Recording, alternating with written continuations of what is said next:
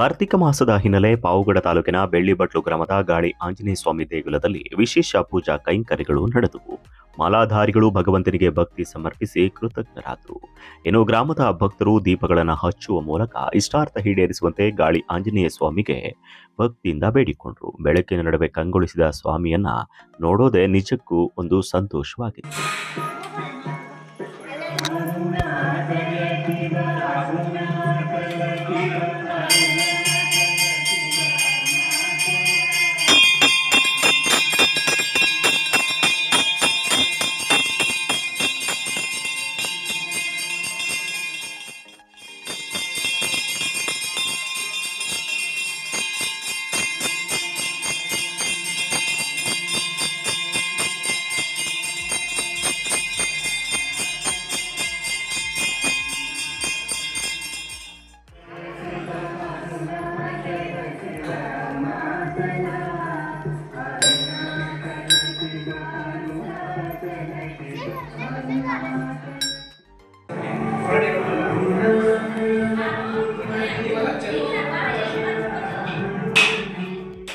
ಗ್ರಾಮಸ್ಥರ ವತಿಯಿಂದ ಶ್ರೀ ಗಾಲಿ ದೇವಸ್ಥಾನ ಆಂಜನೇಯ ಸ್ವಾಮಿ ದೇವಸ್ಥಾನ ವತಿಯಿಂದ ಕಾರ್ತಿಕ ಮಾಸದ ಸಮಾರಂಭವನ್ನು ಈ ಮೂರನೇ ವರ್ಷದ ಸಮಾರಂಭವನ್ನು ಹಮ್ಮಿಕೊಂಡಿದ್ದಾರೆ.